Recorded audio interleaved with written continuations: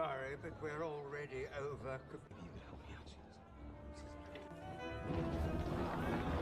Oh, no, I think I'll live. Yeah? Okay. I'll be right back. How far along are you? Haven't. Okay, so I'm still You go first. fat ass.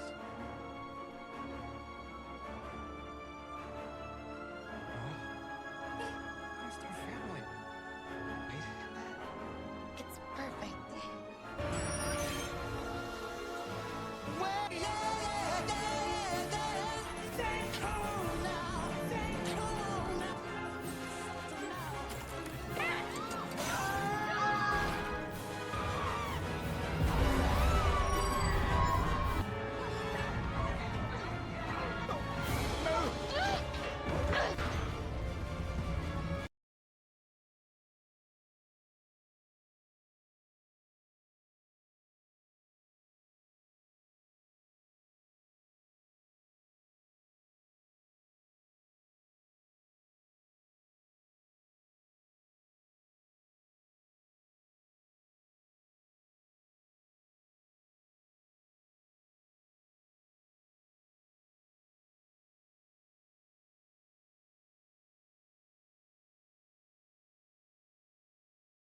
Here's something wild, the Final Destination franchise, a series that made audiences terrified of log trucks, tanning beds, and highway pileups went radio silent for 14 years. Not a whisper, not a reboot rumor that stuck. The last entry, Final Destination 5, hit theaters in 2011, earned solid reviews, pulled in 157 million worldwide, and then nothing. Warner Bros. Just let one of their most profitable horror IPs collect dust, while every other studio strip mined their catalogs for sequels, prequels, and requels. But 2025 changed everything. Final Destination, Bloodlines didn't just revive the franchise, it obliterated expectations. This thing opened to 100 million globally in its first weekend, eventually climbing to 316 million worldwide on a 30-50 million budget. That's not just profitable, that's franchise resurrection. Even more shocking, it earned a 94% Rotten Tomatoes score, making it certified fresh and officially the best reviewed film in the entire series. For context, the original 2000 film sits at 35%. This sixth installment didn't coast on nostalgia. It earned its place. Och. And there's a bittersweet shadow over all of it, Tony Todd's final performance. The man who gave us William Bloodworth, the cryptic mortician who served as the franchise's grim leaper of exposition, passed away in November 2024, just 6 months before Bloodlines hit theaters. His presence in this film carries weight beyond the script. Every frame he occupies feels like a farewell, not just to his character, but to the actor who became horror royalty. Warner Bros. Knew what they had. They dedicated the film to his memory. So what took so long? Why 14 years between installments? The answer isn't complicated. Hollywood got cautious. After Final Destination 5 performed decently but didn't break records, New Line Cinema, the franchise's home got absorbed further into Warner Bros. Machinery. The studio went through leadership changes. Horror trends shifted toward elevated prestige pieces like Hereditary and Get Out. The appetite for high concept, teen-targeted death machine movies seemed to evaporate. Script after script got developed and shelved. Directors came and went. At one point, a reboot was rumored, then a prequel, then nothing. But behind the scenes, something was brewing. Guy Busick, the writer who co-wrote Scream 2022 and Scream VI, teamed up with Laurie Evans Taylor to crack the code. They brought in John Watts, yes, the Spider-Man No Way Home director, to help develop the story. That's not a random assignment. Watts understands blockbuster mechanics, ensemble casts, and how to service fan expectations while delivering genuine surprises. His involvement signaled ambition. This wasn't going to be a cheap cash grab. Hi. Then came the director duo, Zach Lipovsky and Adam Stein. If those names don't immediately ring bells, they should. These guys directed Freaks 2018, a low-budget sci-fi thriller that became a cult hit thanks to razor-sharp tension and visual inventiveness on a shoestring budget. They know how to stretch a dollar and make every frame count. Warner Bros. Basically handed them the keys and said, Do what you did with Freaks, but with Final Destination money and practical effects. Smart move. Bloodlines doesn't look like a mid-budget horror sequel. It looks expensive. The death sequences, more on those later, blend CGI with jaw-dropping practical effects in ways the franchise hasn't achieved since the highway pileup in Final Destination 2. Lipovsky and Stein brought a craftsman's touch to a series that could have easily slid into direct-to-streaming territory. And let's talk about that cast. Kaitlyn Santawana leads as Stefani, the film's protagonist who survives the initial disaster, a catastrophic incident at Skyview Resort. She is surrounded by Teo Briones, Richard Harmon, Owen Patrick Joyner, Anna Lore, and Brec Bassinger. None of these are household names, which actually works in the film's favor. Final Destination has always thrived on ensemble casts of relative unknowns because it lets audiences focus on the deaths rather than worrying about who has top billing. You can't predict who survives based on star power when nobody's a star yet. But that Tony Todd appearance? That's the anchor. His scenes reportedly bookend the film, framing the story with Bloodworth's signature, ominous warnings. The character has appeared in 4 of the 6 films now, and Todd's performance has always walked a tightrope between helpful guide and sinister observer. He never quite feels like he's on the protagonist's side, even when he's explaining the rules. That ambiguity, is he trying to help them escape death or just documenting the carnage, gives the franchise its mythological backbone. The production timeline moved fast once camera started rolling. Principal photography wrapped in early 2004, giving Lipovsky and Stein over a year for post-production. That's crucial for a franchise built on VFX-heavy death sequences. The directors could tinker, test, and perfect every beat. Early test screenings reportedly scored through the roof, which gave Warner Bros. Confidence to push for a wide IMAX release, a first for the franchise. That's a vote of confidence typically reserved for superhero films and big-budget tentpoles, not horror sequels. AI. And it paid off. The May 16, 2025 release date positioned Bloodlines perfectly. It opened between the spring blockbuster season and summer's mega releases, giving it breathing room. Counter-programming against action films and family movies, it found an audience hungry for visceral, inventive horror. Word of mouth exploded. Social media lit up with people dissecting the death sequences, debating the mythology, and mourning Tony Todd's final bow. IG Warner Bros. Didn't wait long to capitalize. By August 2025, just 3 months after release, they announced a sequel. That's lightning fast, even by franchise standards. It signals confidence that Bloodlines isn't a fluke. They've cracked the formula for making Final Destination feel fresh again. But here's what makes this resurrection fascinating. Bloodlines didn't reinvent the wheel. It's not a gritty reboot or a meta-commentary on horror franchises. It's a straightforward Final Destination movie that simply executes the formula at a higher level. The opening disaster, bigger and more terrifying. The death sequences, more elaborate and unpredictable. The mythology, deepened with the Bloodlines concept that suggests death's design isn't random. It's hereditary. That's the twist. The film explores the idea that surviving death runs in families, that Stefani's connection to the original Flight 180 disaster isn't coincidence. It's a retcon, sure, but it's a smart one. It gives returning fans a reason to care beyond nostalgia while offering new viewers a compelling hook. You don't need to have seen the previous 5 films to understand Bloodlines, but if you have, you'll catch the connective tissue. That balanced accessibility for newcomers, depth for diehards, is what franchise filmmaking should look like. The critical response reflects that balance.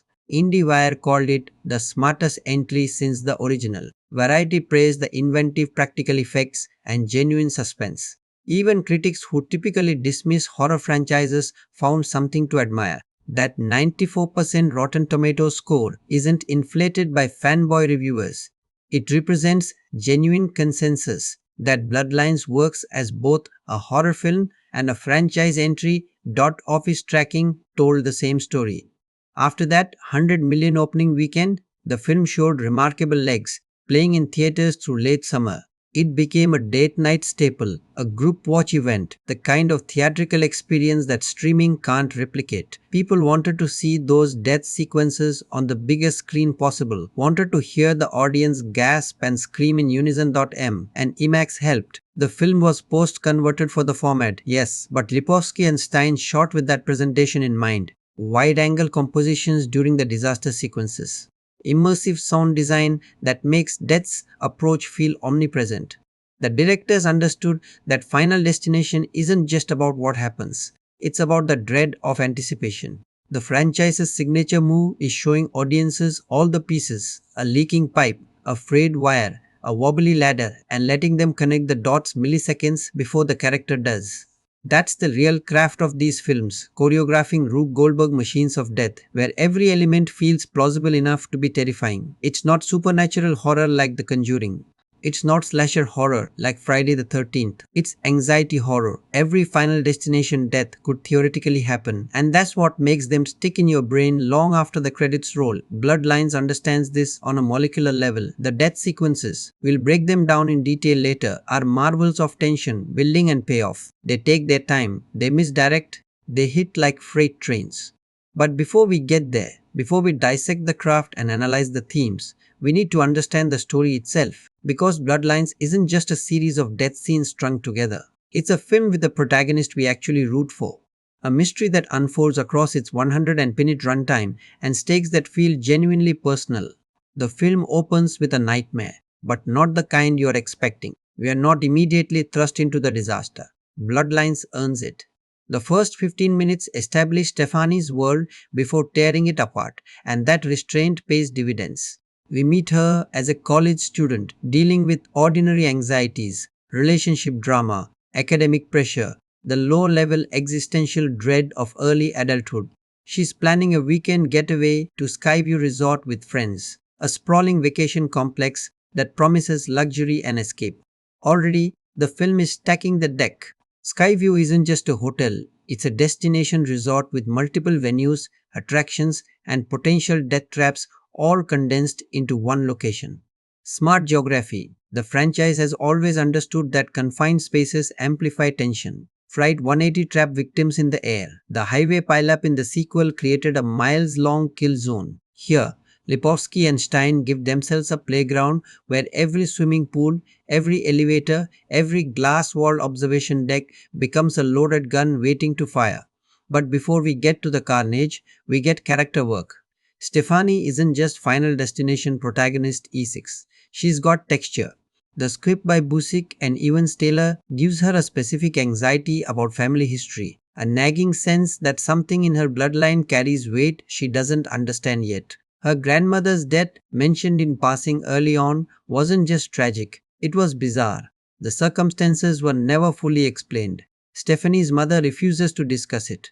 There's a family secret buried somewhere, and Stefani feels its gravity even if she can't name it. This setup is crucial because it plants the film's central conceit early. Death's design isn't random, it's inherited.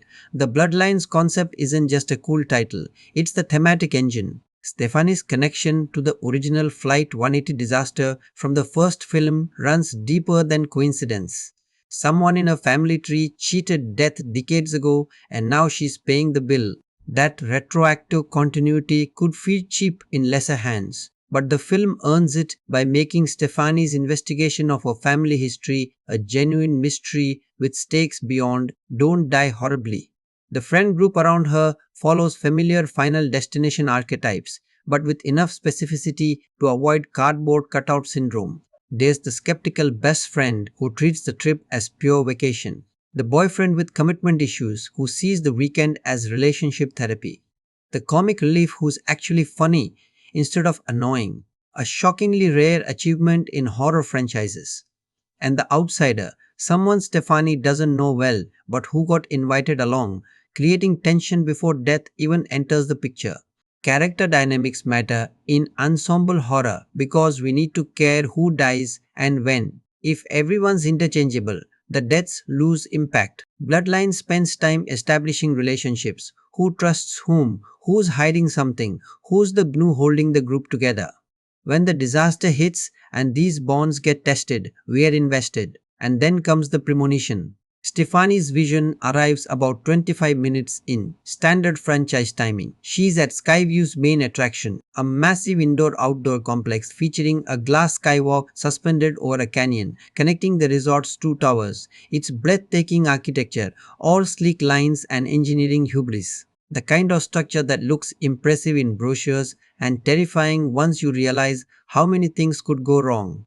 The premonition sequence is where Lipovsky and Stein flex their craft muscles. This is the franchise's signature moment, the elaborate disaster that sets everything in motion, and it needs to deliver spectacle, chaos, and enough specific details that when things start echoing the vision later, we recognize the patterns. The glass skywalk doesn't just collapse, it fails catastrophically due to a cascading series of structural weaknesses, wind shear, and human error. The vision shows us everything. The initial crack spreading like lightning across glass, people scrambling for safety, the secondary collapse that sends dozens plummeting into the canyon below.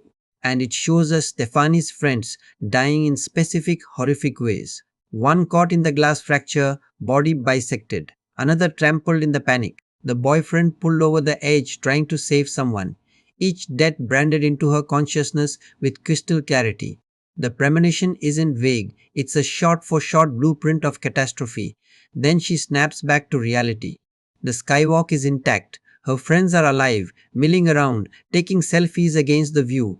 But Stefani's hyperventilating, screaming at everyone to get off the structure. Classic franchise beat, the protagonist desperately trying to convince people that disaster is imminent while sounding completely unhinged. Some people listen, most don't. Security gets involved, there's a scuffle near the entrance, and then the first sign, a sound. A stress crack forming in the glass beneath someone's feet, barely audible under the ambient noise. Stefani sees it, a few others see it. The doubt shifts to terror. People start moving toward the exits, slowly at first, then stampeding. The skywalk groans under the shifting weight distribution. Chaos. The disaster sequence itself is a masterclass in controlled mayhem. Unlike the premonition's omniscient view, the real collapse unfolds from Stefani's limited perspective. We are with her in the crush of bodies, hearing the structural failure as deafening cracks and metallic screams, feeling the floor tilt beneath our feet. Lipovsky and Stein shot this practically wherever possible. Actual sets that collapse on cue. Real stunt performers taking real falls into safety rigs. Obviously, minimal CGI substitution. The visceral quality shows. When glass shatters, you feel the weight of it. Stefani and her core group make it off the skywalk seconds before the main failure. They watch from the safety of solid ground as the structure pancakes downward, as screaming people disappear into the canyon, as the resort's architectural showpiece becomes a coffin. The death toll is massive, easily dozens, possibly over 100. It's the franchise's most devastating opening disaster, and the film doesn't shy from the horror.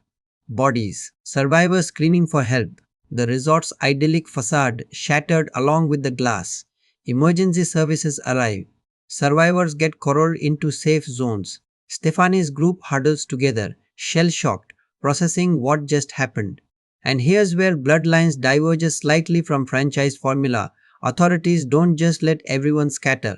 Skyview Resort goes into lockdown pending investigation. The survivors can't leave immediately. They're witnesses, potential victims of structural negligence lawsuits, and though nobody says it aloud, hostages to legal liability. The resort management wants to control the narrative before anyone talks to media. This traps our protagonists at the site of the disaster, surrounded by reminders of death, waiting for clearance to leave. It's claustrophobic in a new way for the franchise. Usually survivors scatter to their normal lives and death picks them off in familiar environments. Here, they're stuck in limbo, unable to escape the place where they cheated fate. The geographical constraint tightens the noose. During the lockdown, Stefani starts researching. She's heard the stories, of course she has. Flight 180 is internet legend at this point, a conspiracy theory rabbit hole about cheating death. But diving deeper, she finds connections. Articles about other disasters where a small group survived due to someone's premonition, patterns, and buried in old news archives, she finds a photograph from Flight 180's aftermath, a list of passengers. One name sends electricity through her spine. Her grandmother's maiden name, same spelling, too specific to be coincidence. This revelation recontextualizes everything. Stefani's grandmother wasn't just connected to Flight 180. She was Flight 180. She survived the disaster in 2000, lived another 25 years, and died under mysterious circumstances just months ago. The family secret finally has shape. Stefani's entire existence stems from someone who cheated death decades prior. She's not just randomly caught in death's design, she's part of an unfinished business. The mythology deepens. If death's design is patient enough to wait a generation, if it tracks bloodlines across decades, then surviving the Skywalk collapse isn't victory, it's delay. Stefani isn't just fighting for her life, she's fighting against inherited doom. This is where Tony Todd's William Bloodworth enters. Roughly 40 minutes into the film, his appearance isn't random. He seeks Stefani out specifically, appearing at Skyview under the pretense of funeral arrangements. The resort needs mortuary services, after all, and Bloodworth always seems to materialize where death has worked. But he's there for Stefani. He knows her grandmother's story. He's been watching her family for decades. Their conversation is the franchise's mythological exposition scene, but Todd elevates it beyond mere info dumping. Bloodworth doesn't explain the rules cheerfully. He delivers them like a coroner reading autopsy results. Clinical, detached, faintly amused by the inevitability of it all. Death doesn't forget. Death doesn't forgive. And death is especially patient with bloodlines, willing to let seeds germinate across generations before harvesting. You think you cheated, Bloodworth tells her. Your grandmother thought that too, but the design doesn't break, it bends, it waits. And now it's your turn. Chilling stuff, made more so by the knowledge that this is Todd's final performance. Every line carries weight beyond the script. When he warns Stefani that she can't escape, that the best she can hope for is to understand the pattern before it completes, it feels like a farewell from the actor to the franchise that made him a horror icon. But Bloodworth offers something new, a possibility. If death's design follows bloodlines, perhaps interrupting the pattern requires understanding the original sin. The moment Stefani's grandmother first cheated death on Flight 190, what happened in that specific sequence? Where did she fall in the order? Who died before her and who survived after? If Stefani can reconstruct the original design, maybe she can find the loophole her grandmother missed. It's a quest, basically. Bloodlines turns into a race against time where Stefani must research her grandmother's survival while simultaneously watching her friends start dying in the order they escaped the skywalk. The film splits focus between present-day horror and historical investigation, cutting between death sequences and Stefani uncovering her grandmother's journal, her testimony, her terror-filled final years. The order of deaths begins within 24 hours of the skywalk collapse. First victim, not one of Stefani's close friends, but someone from the larger survivor group, someone who barely escaped. This establishes that death is working through all the survivors, not just our core cast. There are maybe 20 people who made it off alive, and death is methodical. That first death sets the template for what's coming, elaborate, misdirection heavy, and utterly brutal. The first death happens at the resort spa. Victim's name is Marcus, a peripheral friend of a friend who tagged along for the trip. He's rattled from the skywalk collapse, needs to decompress, books a massage session. Seems safe enough, right? Enclosed room, trained professional, what could go wrong? Everything, obviously.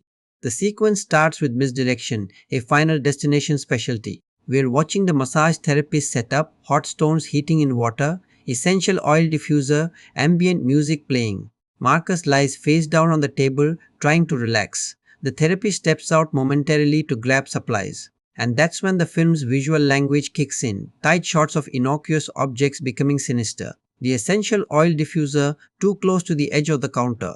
The hot stone heating unit with a frayed cord. A ceiling fan wobbling slightly overhead. Death is in the details, and Bloodlines loves making us do the math before the characters do. Marcus is alone, face down in the massage table's cushioned face cradle, breathing slowly. The diffuser tips, nudged by vibrations from the wobbly ceiling fan, spilling oil across the counter toward the frayed heating unit cord. Water pools, electricity meets liquid, sparks.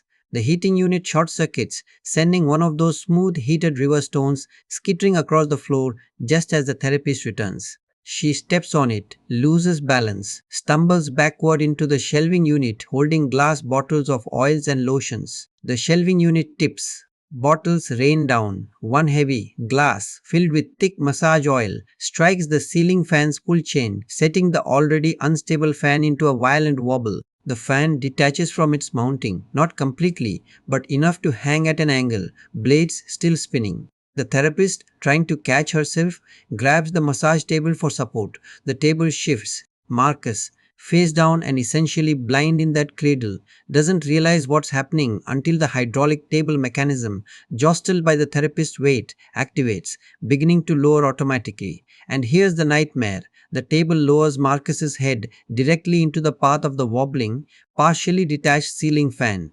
The blades are still spinning. He's face down. He can't see it coming. The therapist is screaming, trying to stop the table, but the mechanism is electric and the short circuit has fried the emergency stop. You can see where this goes. The film doesn't shy away. It's brutal, quick, and exactly the kind of death that makes you think twice about spa appointments forever. Marcus becomes the first name checked off death's list. Back to Stefani. She hears about Marcus's death within hours. Everyone does. The resort is on edge. Officials are investigating whether this is negligence or coincidence, and the survivors from the skywalk are beginning to panic. 2 tragedies at one location in 2 days?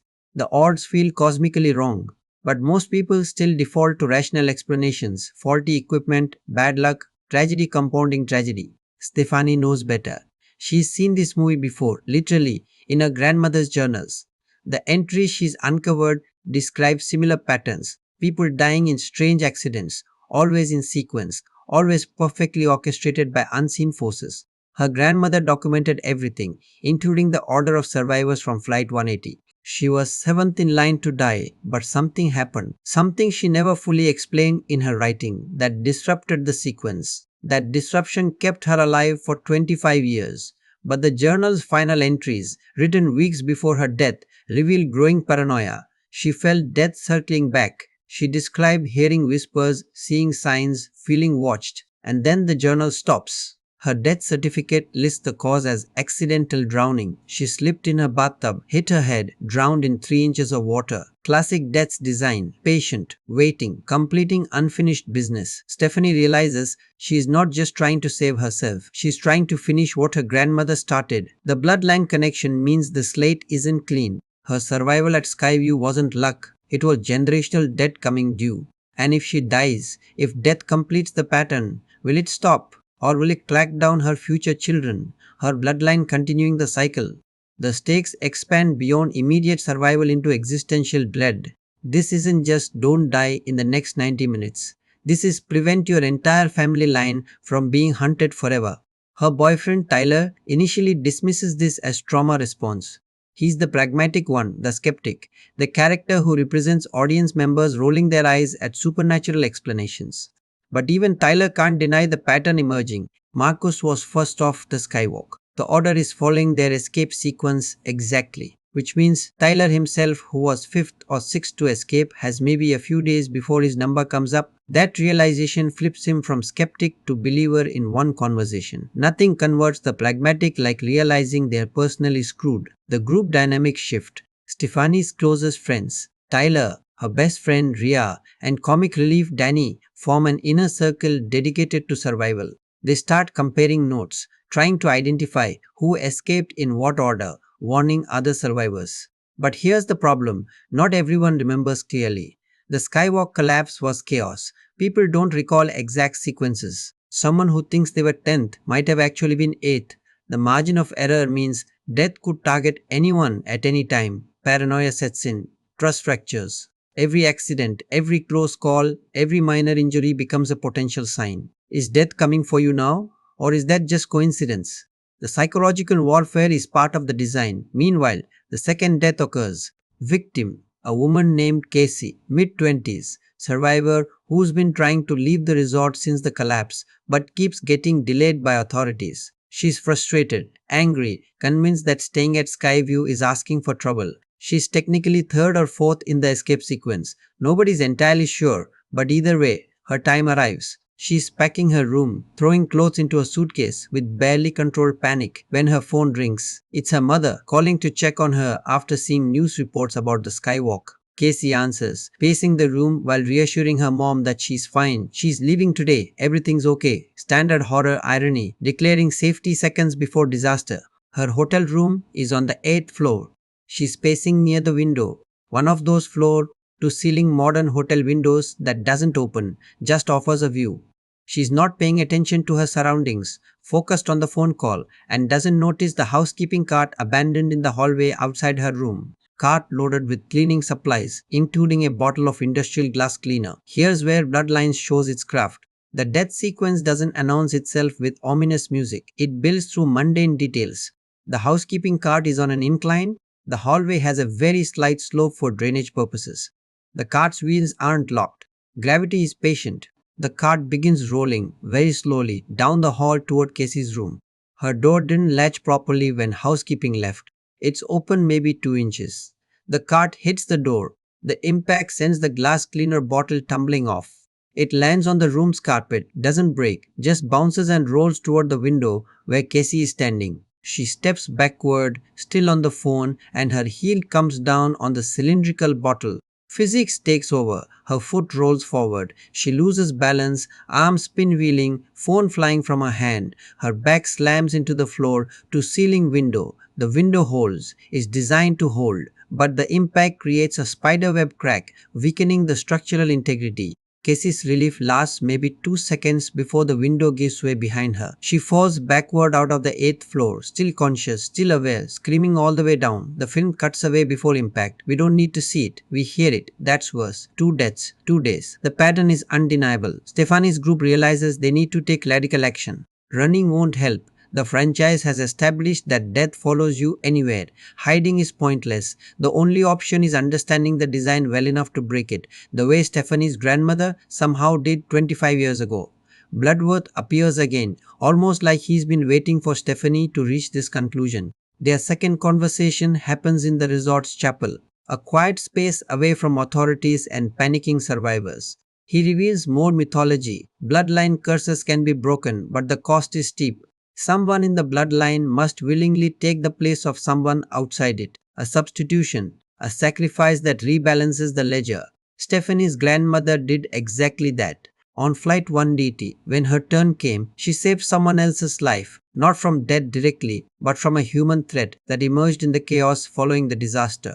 That act of selfless rescue created enough chaos in Death's design to grant her a reprieve, but Death never forgets Death. It simply waited for the next generation. You want to survive? Bloodworth asks. You need to do what she did. Save someone who wasn't meant to be saved. Disrupt the design so thoroughly that Death has to recalculate. But how do you save someone from death?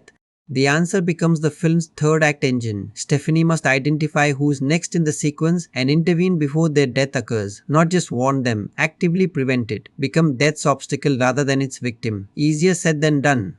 Death has a head start, a blueprint, and millennia of experience. Stefani has desperation, her grandmother's journal, and a rapidly shrinking group of allies. The third death arrives before they can mount a proper intervention. Victim, Danny, the comic relief. And here's where Bloodlines does something genuinely gutting. It kills the character audiences have grown most attached to. Danny's been the emotional release valve. The guy cracking jokes to cut tension. The friend everyone wishes they had in a crisis. His death isn't just another domino falling, it's a narrative gut punch that tells us nobody's safe based on likability. Danny's death happens at the resort's restaurant kitchen. He's friendly with one of the chefs, goes back to grab food while the group plans their next move. Wrong place, wrong time, right sequence in Death's design. The kitchen is a death trap waiting to happen. Open flames, sharp knives, boiling oil, industrial equipment with moving parts. Danny's just standing there eating a sandwich, chatting with the chef when the cascade begins. A prep cook carrying a tray of frozen shrimp slips on a wet floor spot. The tray goes flying. Frozen shrimp scatter across the kitchen like marbles. The head chef steps on one, loses footing, stumbles backward into the industrial mixer that's running with bread dough. His arm catches in the emergency stop switch, but hits it wrong, jamming it rather than stopping the machine. He pulls free, but in the chaos, knocks a rack of knives off the counter. Danny reacts, trying to help, moving toward the chef. That puts him directly in front of the deep fryer when another cook, distracted by the chaos, bumps the fryer's temperature controls while trying to steady himself. The oil begins heating past safe levels. Danny is still unaware, focused on the knife rack that's now sliding across the floor. He steps over it, backing up, and bumps into the prep station where a pressure cooker has been simmering stock. The pressure cooker's gasket was already worn maintenance issue, nobody noticed. The bump jostles it. The seal fails. Superheated steam erupts directly into Danny's face. He screams, stumbles backward, and falls directly into the now critically overheated deep fryer that's behind him. The film shows just enough. Danny's death is horrific but not gratuitous, emphasizing his terror rather than the gore. His friends hear the screaming from outside the kitchen. By the time they reach him, it's over. 3 deaths. 3 friends gone. And Stefani realizes something chilling. The deaths are accelerating. Marcus took 24 hours. Casey took 12. Danny took 6. Death isn't just following the list. It's speeding up, growing impatient, determined to complete the sequence before Stefani can disrupt it. Time is collapsing. Rhea is next in the sequence, which means she has maybe 3 hours. Tyler is after her. 90 minutes, maybe less. And Stefani? She's at the end, the final name on death's list, which gives her the longest runway but also the most psychological torture. She has to watch everyone she loves die before her turn arrives, unless she disrupts the design, unless she pulls off what her grandmother did and rewrites the rules through an act that death doesn't anticipate. The film pivots here from reactive horror to active thriller, with Stefani racing against a ticking clock to save Rhea while death stacks the deck. Part 48, 9,000, 18,000 words. Stefani and Tyler have 3 hours to save Rhea, maybe less. They find her in her hotel room trying to process Danny's death, and when they explain what's happening, that she's next, that death is coming for her in minutes or hours, she reacts exactly how you'd expect. Denial, then anger, then bargaining, finally a kind of numb acceptance. So what do we do? Rhea asks. Just wait? No. Stefani's plan is to keep Rhea in constant motion, away from complex machinery, away from anything that could become a Rube Goldberg murder device. Open spaces, minimal variables. They take her outside to the resort's gardens, acres of landscape grounds with minimal infrastructure, nothing to collapse. No electricity, no pressurized systems, just grass, trees and sunlight. Sounds safe. Except death wrote the rules, and the rules don't include safe spaces. The 3 of them sit on a bench, hyper-vigilant, watching for anything unusual. Tyler scanning for structural weaknesses. Stefani's noting every detail. The gardener trimming hedges 50 yards away. The sprinkler system on a timer. The decorative fountain bubbling nearby. Everything is a potential weapon. That's the paranoia Final Destination instills. Even beauty becomes sinister when you're looking for danger. Rhea tries to stay calm, but her leg is bouncing, adrenaline spiking. She stands up, needs to move, starts pacing near the fountain. It's a large circular structure, 3 tiers of water cascading down into a pool, maybe 4 feet deep. Decorative stone, underwater lighting, completely ornamental. The fountain's been there for decades. What could it possibly do? Here's what it does. The ground beneath it has been slowly eroding. Underground water main issues that the resort's maintenance team has been meaning to address. The soil stability around the fountain's base has been compromised for weeks, maybe months. Nobody noticed because it's gradual, invisible. The kind of problem that only reveals itself when weight distribution changes. Rhea's pacing happens to coincide with the gardener, 50 yards away, driving a riding mower over a particularly stubborn root system. The vibrations travel through the ground, minimal, barely perceptible, but enough to shift the already unstable soil beneath the fountain.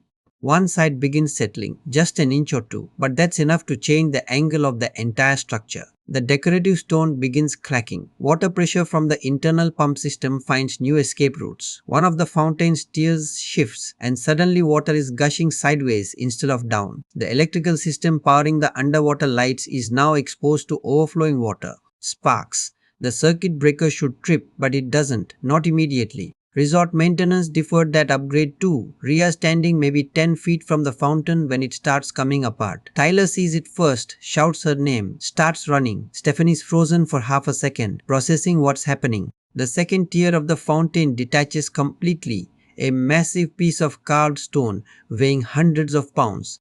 It topples sideways toward Rhea. Tyler reaches her, shoves her out of the path. The stone misses Rhea by inches, crashes into the bench where they were sitting seconds earlier, obliterating it.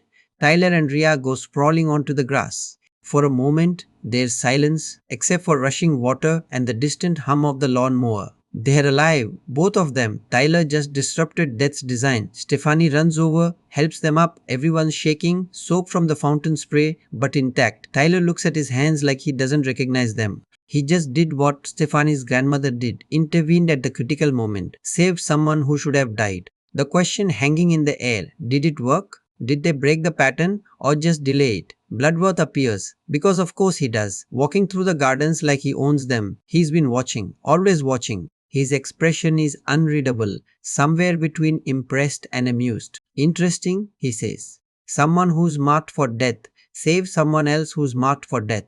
That's not in the usual playbook. Stefani demands answers. Did Tyler's intervention count? Is Rhea safe now? Did they disrupt the design enough? Bloodworth's response is classically cryptic. Death doesn't grade on a curve. You changed variables. That much is true. But whether you change the outcome, we'll see. The design adapts. What does that mean? It means death might recalculate, might skip Rhea and move to Tyler, might come for both of them simultaneously, might decide that Tyler's interference creates debt of its own. The rules are fluid, responsive, and the franchise has always loved keeping audiences uncertain about what cheating death actually accomplishes. They retreat back inside the resort, shaken but alive. Rhea's convinced she's on borrowed time, that death will just try again with a different method. Tyler's processing the fact that he might have just bumped himself up in the queue by interfering. And Stefani's grappling with a new possibility. If Tyler saved Rhea through direct intervention, maybe the key isn't understanding the design. It's actively sabotaging it at every turn. But that requires knowing who's next and when. The sequence is scrambled now. Death might stick to the original order or might adapt. They are flying blind. Hours pass. Night falls. No deaths. The group cautiously hopes that Tyler's save bought them real time. They hole up in Stefani's room, doors locked, trying to formulate next steps. The resort is finally allowing survivors to leave in the morning. Investigations concluded, liability waivers signed. So the plan becomes simple: survive 12 more hours, get off this property, scatter, and hope distance matters. Spoiler: distance doesn't matter. The fourth death comes at 2 a.m. Victim: Lauren, a survivor. Nobody in the core group knows well, but who was definitely behind Tyler in the escape sequence. If death stuck to the original order, it skipped Tyler and Rhea entirely, recalculating around the disruption. If death adapted, it might be picking off survivors in a new pattern. Either way, Lauren's number is up. She's sleeping or trying to in her hotel room. Can't relax, keeps hearing sounds, paranoia eating at her. She gets up to check the door lock for the 5th time, then heads to the bathroom for sleeping pills. Standard middle of the night routine. The bathroom is pristine, modern, all glass and chrome, marble counters, heated floor tiles. Rain shower behind a glass partition. Hotel luxury. Lauren takes the pills, runs water for a glass to wash them down. The sink's motion sensor activates, water flowing automatically. She notices it's draining slowly. Minor clog, probably hair in the pipe, annoying but not urgent. She drinks, sets the glass down, and the motion sensor shuts off the water, except the water doesn't stop completely. There's a drip. A leak somewhere in the valve assembly. She ignores it, too tired to care, heads back to bed. But she can't sleep with that dripping sound. Drip, drip, drip. Maddening rhythm in the silence. She gets up again, tries to tighten the faucet handle. Makes it worse. Now water's flowing steady from somewhere behind the fixture. She curses, looks for the shut-off valve under the sink, kneels down on the heated marble floor. The floor heating system is malfunctioning, temperature sensor failed, and is running hotter than designed. Lauren doesn't notice immediately, focused on the leak. She reaches under the sink, finds the valve, starts turning it. Tight, corroded. She puts her full strength into it, and the valve breaks off in her hand. Water erupts from the broken connection, flooding across the marble floor, pooling rapidly. Lauren slips trying to stand up, catches herself on the bathroom counter, knocks over the glass she left there. It shatters on the marble. She's barefoot. Water and broken glass. Perfect combination. She carefully tries to step around the glass, moving toward the door, but the water spreading fast, and the overheated floor tiles have made the marble surface dangerously slippery. Her foot slides. She goes down hard, backward. Her head strikes the edge of the marble countertop with a sickening crack. She's dazed, vision swimming, lying in rising water. And here's where it gets nightmarish. The broken glass from the shattered cup has mixed with the water pooling around her head. As she tries to move, disoriented, she cuts her hands on the glass. Blood in the water now. The rain shower, nobody knows why, activates. Motion sensor malfunction. Water damage to the electrical system, who knows. But suddenly the bathroom is filling with water faster. Lauren's on her back, bleeding, concussed, unable to get traction on the slippery floor. The drain is clogged. Water rises. Just inches, but it's enough. She can't lift her head, can't roll over. She drowns in a hotel bathroom while trying to fix a leaky faucet. Mundane horror, the kind of death that could happen that almost seems plausible enough to worry about. That's the franchise's signature. Take everyday hazards and amplify them to fatal extremes. Morning arrives. News of Lauren's death spreads. The resort is in full crisis mode now. 4 deaths in 3 days, all survivors from the same disaster. Even the most skeptical authorities are starting to notice patterns. The CDC gets involved, wondering about environmental hazards. Structural engineers re-inspect everything. Nobody lands on supernatural revenge as an explanation, but the survivors know. Everyone who cheated death on that skywalk knows exactly what's happening. Stefani's group makes it to morning. They pack, desperate to leave, to put distance between themselves and Skyview Resort. But as they're loading the car, another survivor, a guy named Jeff, who barely spoke to anyone, collapses in the parking lot. Heart attack, no warning, just drops. EMTs arrive, try to revive him, fail. He's dead before the ambulance leaves the property. 5 deaths. And the pattern's clear now. Death isn't sticking to perfect sequence. It's adapting, picking off survivors in whatever order makes them vulnerable. Tyler and Rhea bought time, not immunity. Everyone's still on the list. The group finally leaves Skyview, driving away from the resort like it's radioactive. But the dread doesn't diminish with distance. They know how this works. Death follows. It doesn't matter if they're in a hotel or at home or in another country. The design continues until it's complete. Stefani rides in silence, reviewing her grandmother's journal for the 100th time. There has to be something she's missing.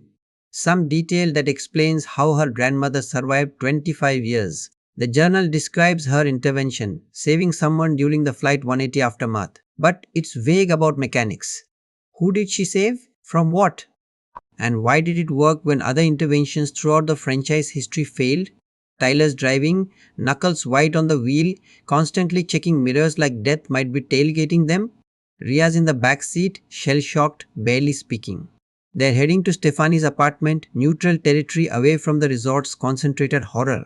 The hope is that separating from other survivors, reducing variables, might buy them hours to figure out next moves. But they're not safe, not even close. Death's just warming up and the film's about to enter its most relentless stretch. The third act sprint, where deaths accelerate, interventions fail, and the design closes in like a vice. They reach Stefani's apartment building, mid-rise, urban, anonymously safe. They park, grab bags, head inside. The elevator feels like a trap, so they take the stairs. 6 floors up, breathing hard from adrenaline more than exertion. The hallway is empty, silent except for distant television sounds from neighboring apartments. Normal life continuing while theirs spirals into nightmare. Inside, they lock the door, check the windows, assess the space for hazards. Stefani's apartment is sparse, student budget furniture, minimal decoration. Fewer variables means fewer ways to die, right? They are learning to think like death, to see every object as a potential murder weapon. The standing lamp becomes a bludgeon. The kitchen knives are obvious. Even the bathroom after Lauren's death feels like hostile territory. They order food delivery, too paranoid to cook. While waiting, Stefani continues researching. Tyler tries calling other survivors to warn them, and Rhea just sits on the couch, staring at nothing, processing trauma. The apartment feels like a bunker, temporary safety before the inevitable assault. The food arrives. They eat mechanically, no appetite, just fuel. The television plays news coverage of Skyview Resort reporters speculating about structural failures, negligence lawsuits brewing, families of victims demanding answers. None of the coverage mentions curses or supernatural patterns. The world operates on rational explanations, even when the evidence defies them. Night comes again. They take shifts sleeping, though nobody actually sleeps. Tyler's on watch, sitting by the window, monitoring the street below for what? Death doesn't announce itself with ominous vehicles. It works through coincidence, through chaos, through the environment itself. And then, around midnight, Rhea screams. She's in the bathroom, couldn't avoid it forever, and something's wrong.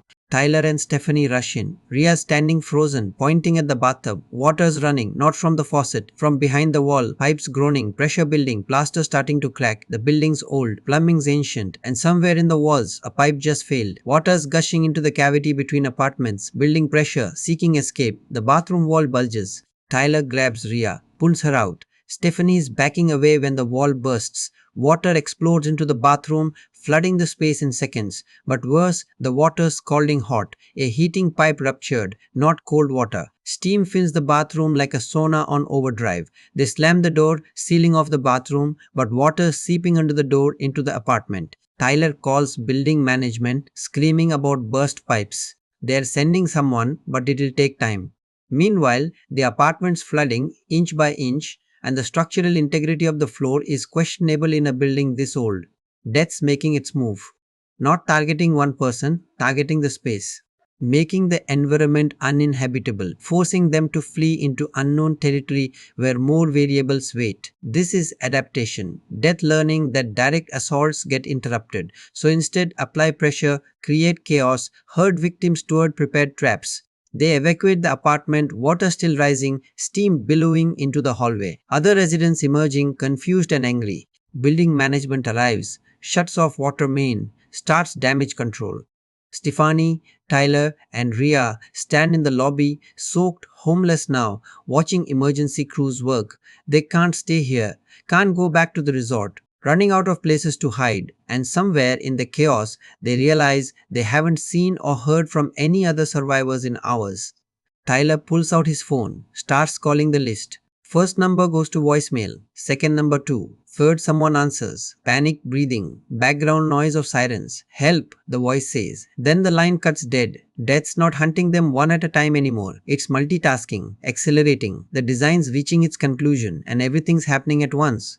They end up at a 24-hour diner. Nowhere else to go. Too wired to sleep, needing neutral ground that isn't associated with death yet. The diner's one of those retro places, chrome and vinyl booths, fluorescent lighting that makes everyone look slightly corpse-like even on good days. Right now, they fit right in. Stefani's phone keeps buzzing, social media notifications. She's been tagged in posts by other survivors, people she barely knows, all saying the same thing. Did you hear about more names, more deaths? Jeff in the parking lot wasn't an isolated incident. Throughout the day, while they were fleeing the apartment, death was working overtime. Survivors dying in different cities, different states. Car accidents, medical emergencies, freak occurrences that individually seem tragic but unremarkable. Collectively, it's a massacre. Tyler's doing the math. 20 people survived the skywalk. 6 are confirmed dead. Reports are sketchy about the others, but based on what they're seeing online, maybe another 4 or 5 are gone. That leaves less than 10. And 3 of them are sitting in this diner, drinking coffee at 2 a.m., trying to figure out if there's any move left to make. Rhea finally speaks. First words in an hour. We can't stop it. Simple statement. Devastating finality. Tyler starts to argue, but what's the counter argument? They saved Rhea once and death just recalculated. They fled the resort and it followed. They're out of clever ideas and running on fumes. But Stefani's still digging through the journal. There's something here, she's certain. Her grandmother didn't just delay death for 25 years through one intervention. That buys you days, maybe weeks if you're lucky.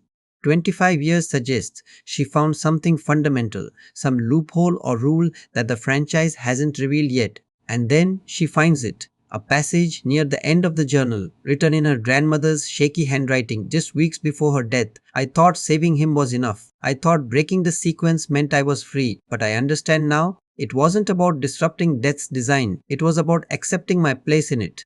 I survived 25 years, not because I cheated, but because I was willing to complete what I started. Now that time is ending. The debt comes due. But maybe the next generation won't make my mistakes. Maybe they'll understand. You can't run from the design. You can only fulfill it differently. Stefani reads it aloud. Tyler and Rhea exchange looks. What does that mean? Fulfill it differently? Before anyone can theorize, the diner's television mounted in the corner, playing muted late-night news flashes an alert. Breaking news. Multiple casualties reported at a downtown concert venue. Structural collapse. Survivors from an earlier incident among the victims. The scroll at the bottom lists names. 3 more survivors from Skyview, dead, all at once, same location. That's 9 confirmed deaths now, maybe 11. The design's accelerating toward completion, and sitting in this diner debating philosophy won't change that. Death is closing the circle, methodically eliminating everyone who cheated it on that skywalk. Which brings up the obvious question, why are Stefani, Tyler and Rhea still alive? They should be dead by now based on pure probability. Unless the bloodline connection means something, unless Stefani, as the descendant of a Flight 180 survivor, operates under different rules, unless death's saving her for last, wanting to close the loop on 2 generations simultaneously. Bloodworth appears, naturally, sliding into the booth across from them like he's been there all along. Guy has impeccable timing for someone who claims to merely observe. He's not eating, not drinking, just sitting there with that unnerving half smile that suggests he knows the punchline and they're still working on the setup. Running out of time, he says. Not a question, a statement of fact. Stefani shows him the journal entry. What did my grandmother mean? Fulfill it differently? Bloodworth reads it, takes his time, hands it back. Your grandmother understood something most people don't. Death's design isn't about killing everyone in sequence. It's about balance, order, completion. She survived by offering death something it valued more than her life, a choice. She could have run, could have lived in fear, but instead she lived fully, created life. He gestures at Stefani, and when her time came, she accepted it. That acceptance, that willingness to participate in the design rather than fight it, bought her decades. Tyler's not having it. So what, we just give up, let it kill us and call it acceptance? No, Bloodworth says. You give death what it's owed, but you choose how. The design demands completion, it doesn't demand suffering. Your grandmother's mistake was thinking she could cheat permanently. Her wisdom was realizing she could negotiate terms. Stefani's brain is working overtime. Negotiate terms. What does death want? The survivor's dead, obviously. But maybe the how matters less than the completion. If she could offer death a path to resolution that doesn't involve everyone dying horribly, would it accept? Bloodworth can see her processing. Your bloodline gives you leverage. Death's been chasing your family for 25 years. That's patience. That's investment. You're not just another name on the list. You're the conclusion to an unfinished story, which means you have something death wants specifically. Use that. He slides out of the booth, stands, final wisdom before disappearing. Death is inevitable, but inevitability has nuance. Find the nuance. And he's gone. Walked out of the diner, vanished into the night like smoke. Tyler looks where he went, looks back at Stefani. I hate that guy. But he's always right. Stefani stares at the journal, at her grandmother's words, at the weight of 25 years of borrowed time. And ideas forming, terrifying and radical. What if she stops running? What if she confronts death directly, not to fight it, but to offer terms? The franchise has established rules. New life for old. Someone dies, someone else gets time. Deaths can be skipped through intervention, but the design adapts. Patterns matter, order matters, and bloodlines apparently carry generational weight. If Stefani, the bloodline inheritor, offers herself willingly, not as a victim, but as a participant, does that settle the debt? Does that complete both her grandmother's design and her own? More importantly, does it save Tyler and Rhea? The plan crystallizes. It's insane, but they're out of sane options.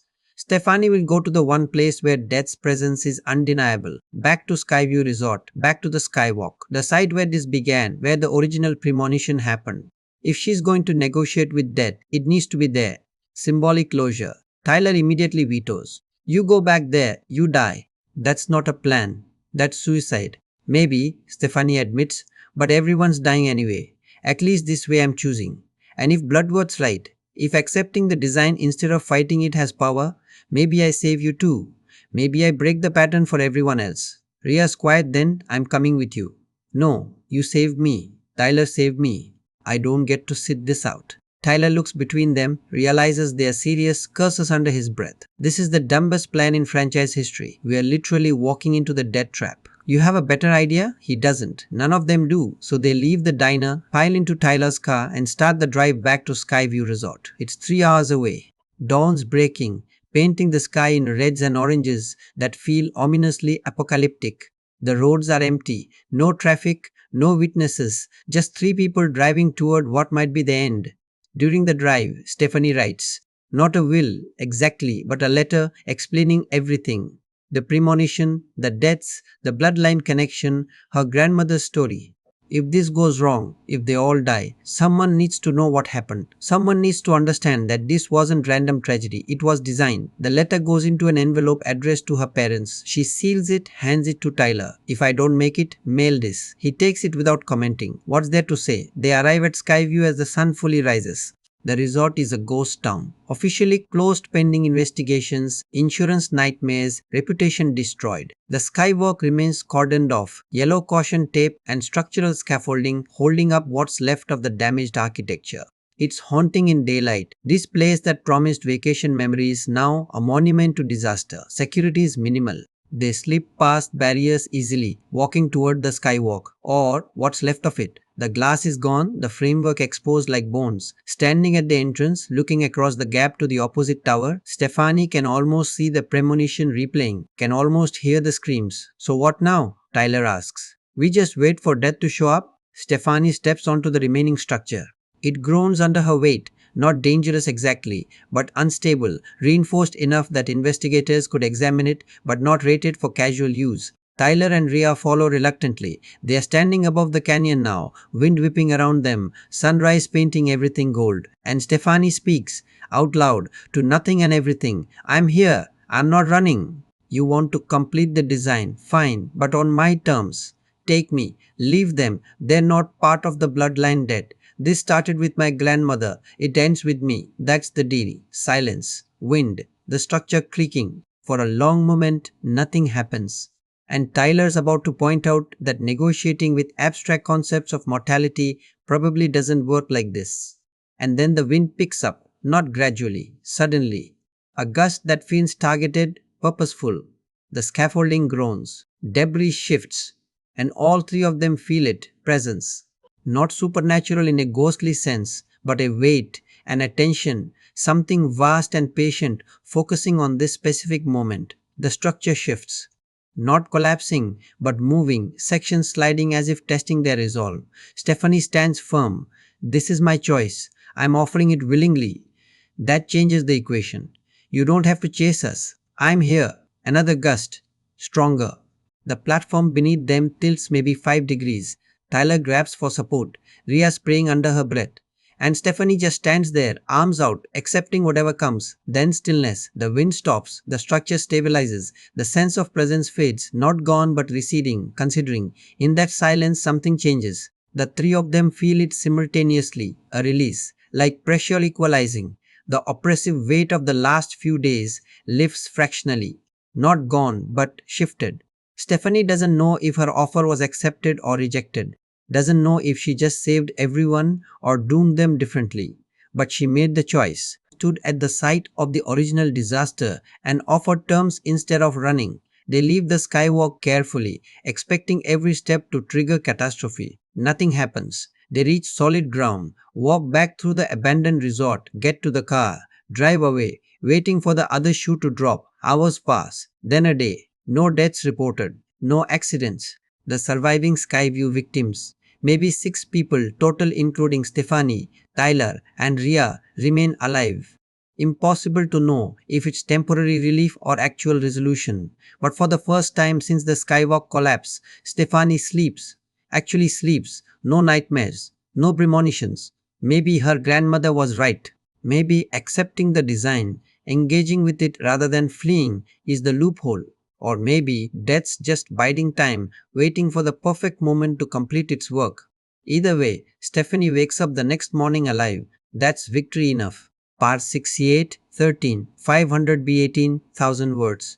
Let's talk about how Bloodlines looks, because this is where Lipovsky and Stein's indie filmmaking background becomes the franchise's secret weapon. These directors cut their teeth on Freaks, a movie that looked like it cost 10 times its actual budget through smart compositional choices and visual discipline. They brought that same resourcefulness to Bloodlines, even with studio money behind them. The result? A Final Destination film that doesn't just look competent, it looks intentional. Start with the color palette. Early Final Destination films leaned into oversaturated primaries and horror movie darkness. Bloodlines goes the opposite direction, desaturated naturalism with surgical color accents. Skyview Resort is rendered in creams, whites, soft grays, the visual language of luxury and false security. Everything looks clean, expensive, safe. That's the trap. The cinematography, led by DP Tony Mirza, uses this sterile beauty as contrast for the violence to come. When blood appears on white marble, when bodies break against pristine glass, the visual shock hits harder because the environment promised safety. But here's the clever part. The desaturation isn't uniform. Reds maintain saturation. Not vibrant, but present enough that your eye tracks them subconsciously. Emergency exit signs. A woman's red coat in the background. The glow of brake lights through windows. Lipovsky and Stein are training audiences to associate red with warning, with danger, without announcing it. So when death sequences arrive and red becomes prominent, blood yes, but also fire, sparks, warning lights. It feels like the environment has been screaming at us all along and we weren't listening. The Skywalk disaster showcases their visual strategy perfectly. The premonition is shot handheld, chaotic, visceral. Cameras whipping between perspectives, focus racking desperately, compositions falling apart as the structure does. It's disorienting by design. We're in Stefani's head, experiencing her fragmented vision of catastrophe. The color timing goes haywire, oversaturated, contrast blown out, visual information overload. Then she snaps back to reality and the filmmakers shift everything.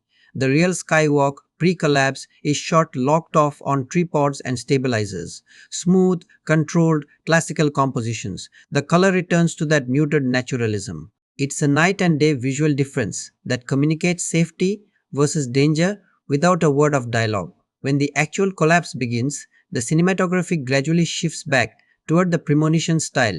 Handheld chaos, but never completely matches it.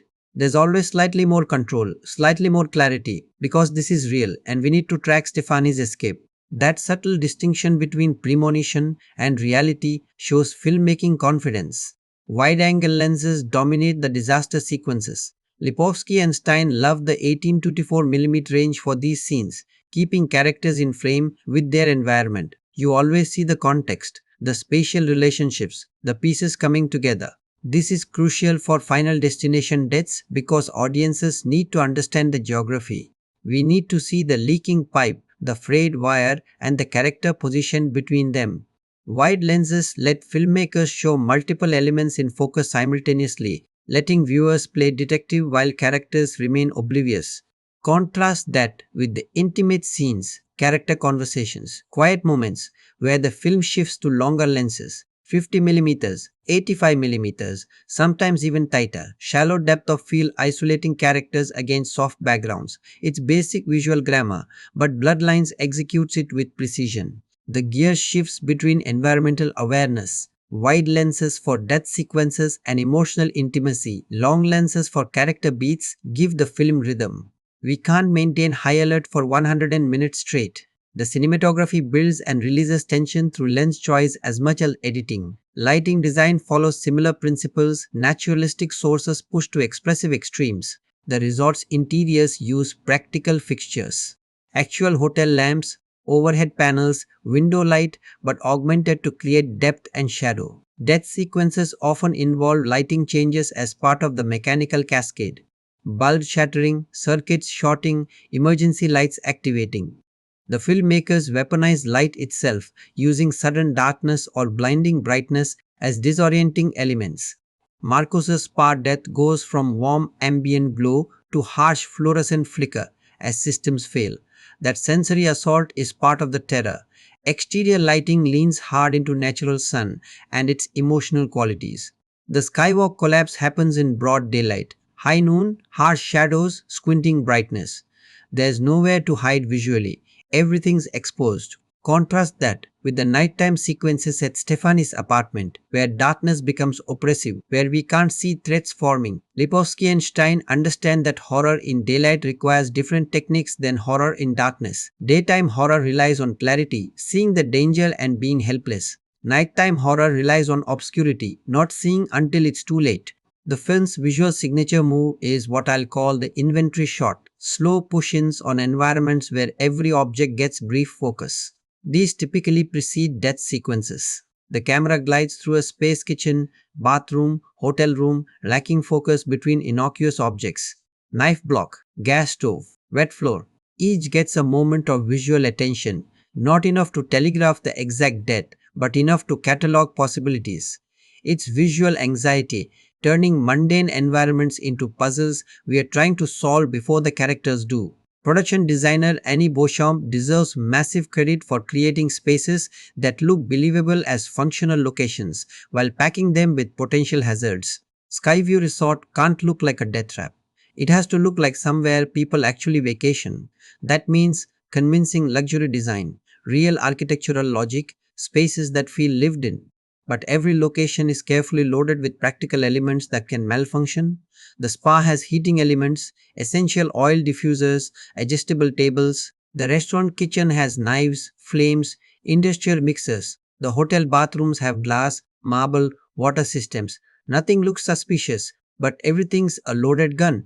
Beauchamp's design also embeds visual storytelling through environmental detail. Stefani's apartment is sparse, temporary, student budget. It tells us she's unsettled, hasn't put down roots. Compare that to her grandmother's house, shown in flashback sequences, which is over-decorated, cluttered, obsessive, pictures on every surface, religious iconography, the visual language of someone living in fear, trying to control every variable. The production design communicates character psychology without exposition. The skywalk itself is the film's architectural centerpiece, and it needed to look spectacular and terrifying simultaneously. The design takes inspiration from real structures like the Grand Canyon Skywalk, transparent floor, minimal support structure, engineering that seems to defy gravity.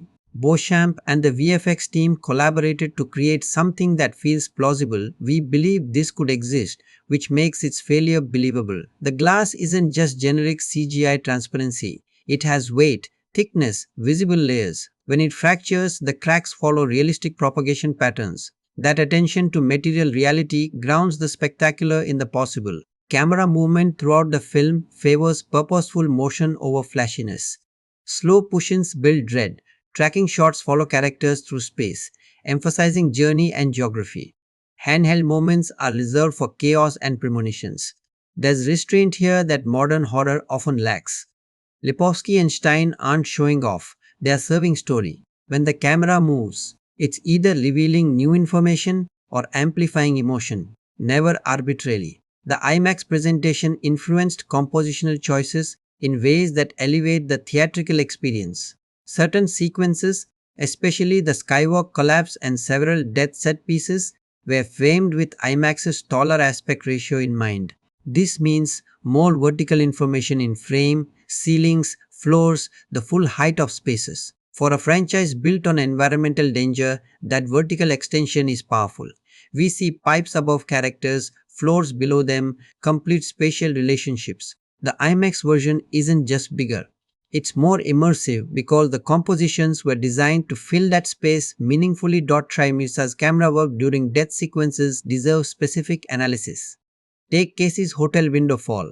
The camera stays locked on her perspective as she stumbles, hits the window, realizes the glass is compromised. We see the crack spreading in extreme close-up sharp focus on fracture patterns, background blurred to abstraction. Then the camera pulls back as she falls, holding on her face, following her descent for just a few frames before cutting away. The shot doesn't linger on impact, but that brief follow, maybe 2 seconds, is enough to create vertigo. We fall with her. That's empathetic cinematography, putting audiences in the physical experience of death rather than just observing it. Contrast that with Danny's kitchen death, which is shot from multiple angles but never from his direct POV. We see him as outside observers, watching the cascade of failures from wide angles that show every element. The steam eruption, the stumble, the fall into boiling oil. We see it coming from a distance, which creates different horror. Not empathy, but helplessness. We are screaming at the screen because we see what he doesn't. Different visual strategies for different emotional impacts. Lipovsky and Stein also use reflections and glass surfaces throughout the film as visual motifs. Characters are constantly framed through or against reflective surfaces, windows, mirrors, glass partitions. This creates doubling, visual uncertainty about what's foreground and background. It's subtle psychological unease. We are never quite sure what we are looking at, whether we are seeing the real thing or its reflection. Given that the film's central disaster involves glass failure, this motif has thematic weight. Glass promises transparency and safety while actually being fragile and dangerous. The production design at the 24-hour diner, the late film refuge, deliberately contrasts with Skyview's luxury. Worn surfaces, visible age, harsh fluorescent lighting that flickers occasionally. It's not threatening exactly, but it's honest about its limitations. Nothing at the diner is pretending to be more than it is. After hours of pristine resort architecture hiding deadly potential, there's something almost comforting about a space that looks tired but functional. The design isn't just setting mood.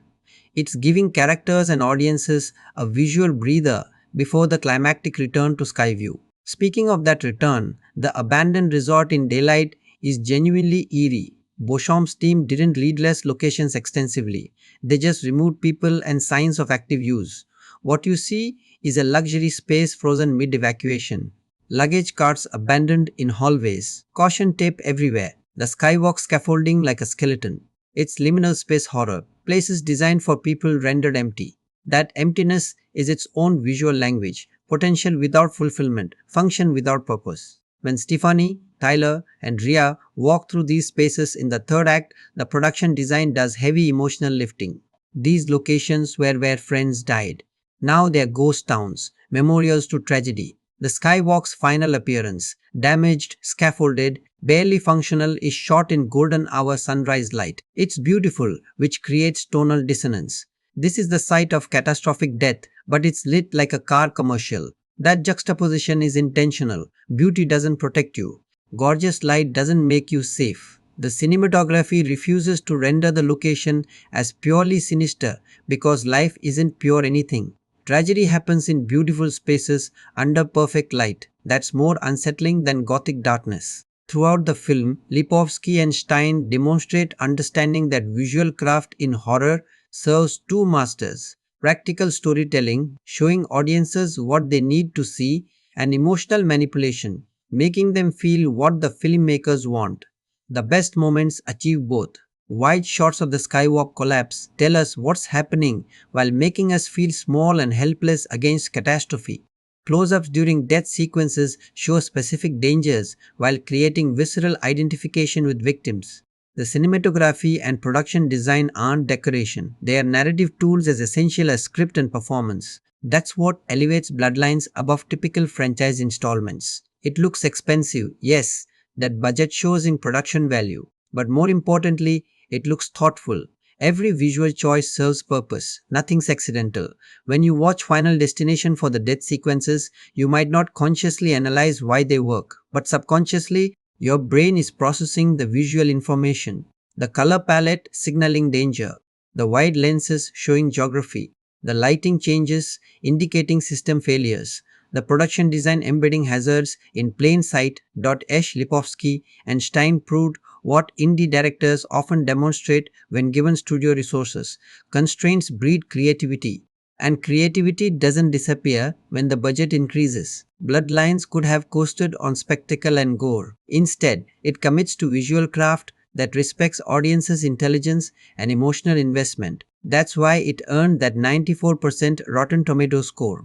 Critics recognized a film that takes its job seriously, not just delivering thrills, but crafting them with precision and purpose. Part 7-8, 15-750, 780,000 words. Now let's get into the technical machinery that makes Bloodlines work. The editing rhythms, sound design, and practical effects, wizardry that transform scenes on paper into visceral experiences that stick in your brain for weeks. Because here's the thing about Final Destination movies, they live or die based on technical execution. You can have a great script and solid performances, but if the death sequences don't land, the whole enterprise collapses. Bloodlines understands this on a cellular level. Editor Julian Clark, whose previous work includes tight action thrillers and contained horror, brings a metronome precision to the film's pacing. Final Destination movies require unique editorial rhythm because they operate on two speeds simultaneously: glacial build-up and explosive payoff. Clark has to maintain tension during 5-minute sequences where essentially nothing happens except objects being positioned, then deliver payoffs in seconds. That's a high-wire act. Too slow and audiences disengage. Too fast and the payoffs feel unearned. Clark's approach leans into what I'd call extended suspense cutting. Death sequences don't follow standard horror editing patterns. Most horror films cut faster during scares, quick cuts, disorienting angles, sensory overload. Clark does the opposite during the build-up. As danger approaches, the cutting actually slows down. Shots hold longer. We watch water drip in real time. We see cracks spread at actual speed. The editorial patience forces audiences to sit in discomfort, letting dread accumulate until the payoff arrives. Take Marcus's spa death.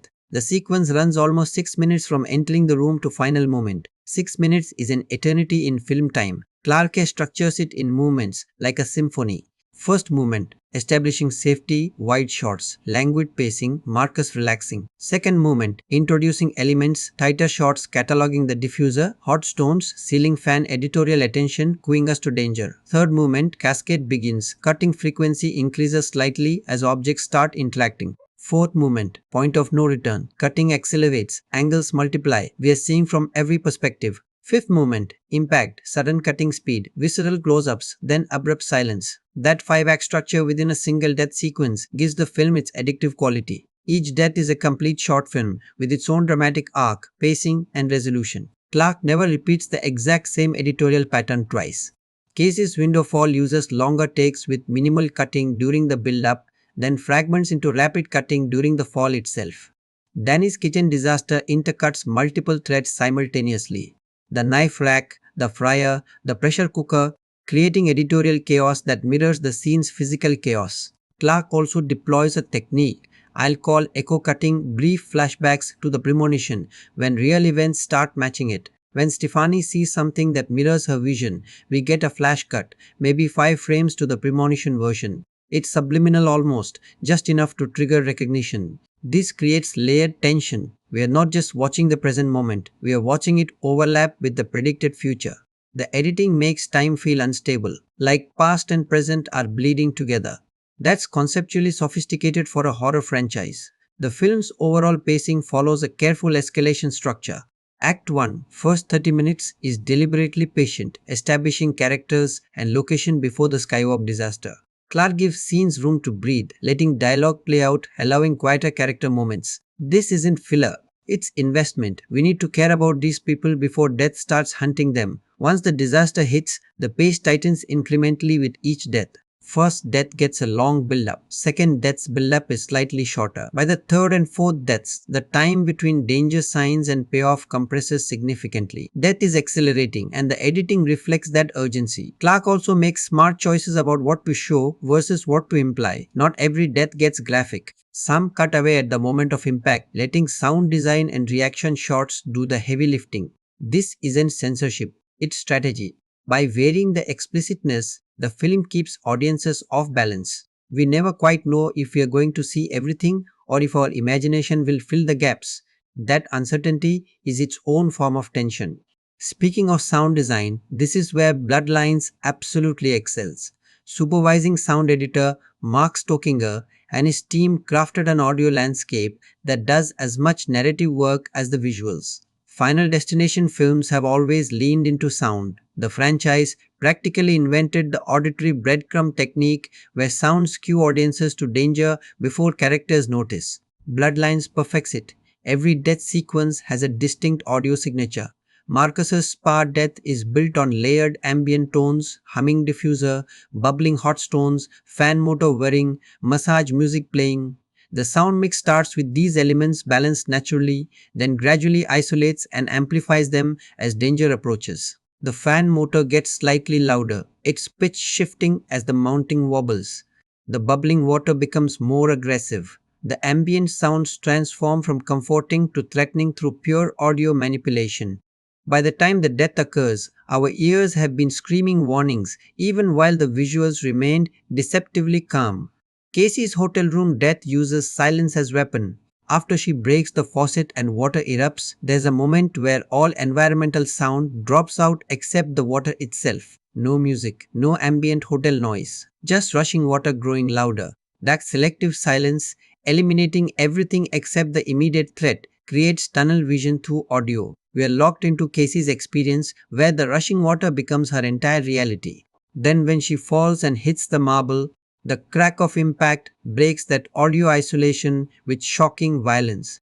The sound design is telling a story about focus narrowing, awareness collapsing, death as the only thing that matters. Danny's kitchen death showcases complex sound layering. Multiple tracks mean multiple audio elements, sizzling fryer, whirring mixer, boiling stock, clattering knives. Stoikinger's team mixes these elements dynamically, bringing different sounds forward as each becomes relevant to the cascade. When the prep cook slips on shrimp, the clattering of frozen seafood hitting tile becomes almost musical. A percussive countdown to disaster. When Danny falls into the fryer, the audio doesn't just play impact sound. It layers sizzling, splashing, and a brief, horrifying moment of Danny's scream cutting off. That's sonic storytelling operating at peak efficiency. The film score by composer Tomandandi, yes, lowercase, one word. They're an experimental duo known for horror work, takes a minimalist approach.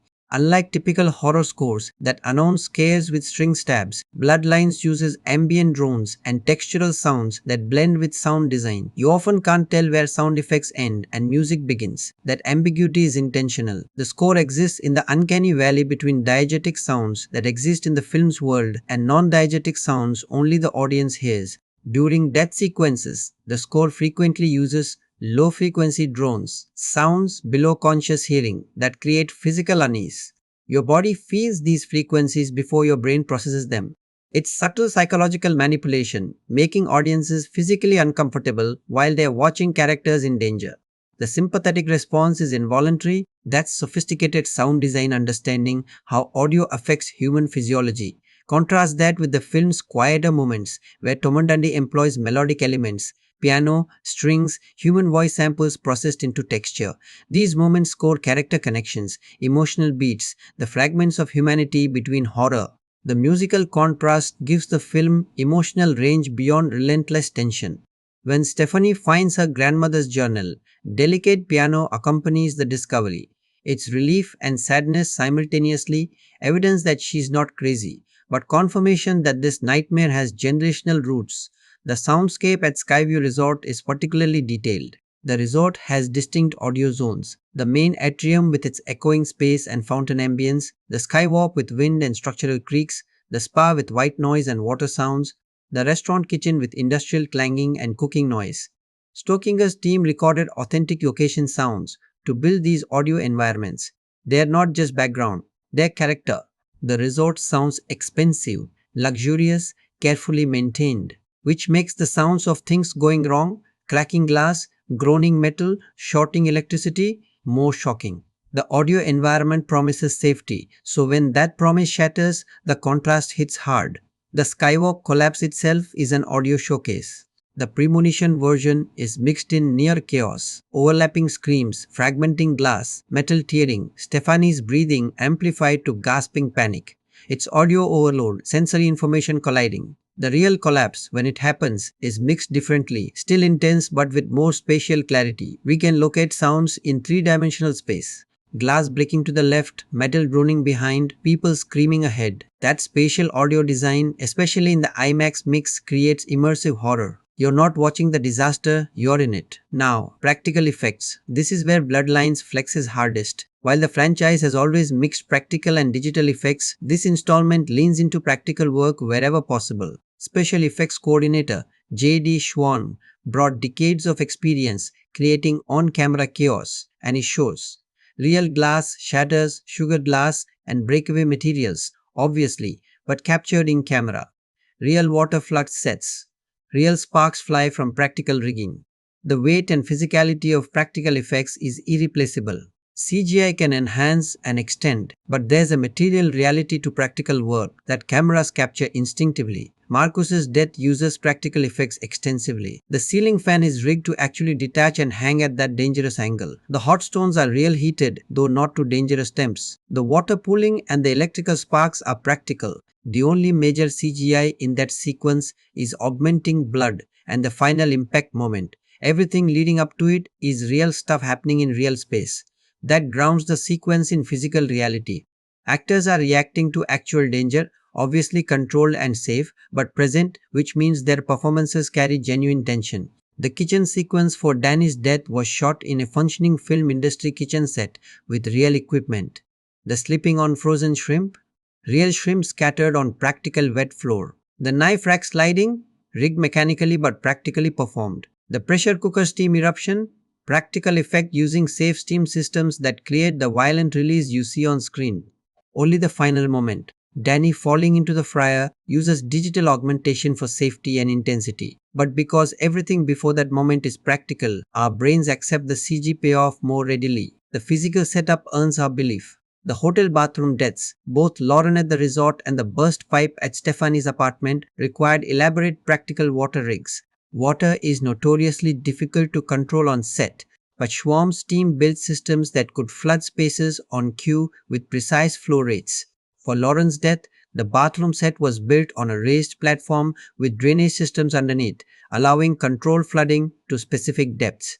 The broken faucet eruption uses practical plumbing, rigged to fail on command. The heated floor, which contributes to the marble becoming slippery, is actually heated, not to dangerous levels, but enough that the actress could feel it, could react authentically. Those physical realities translate through performance into audience experience. The abandoned resort in the final act presented practical challenges and opportunities.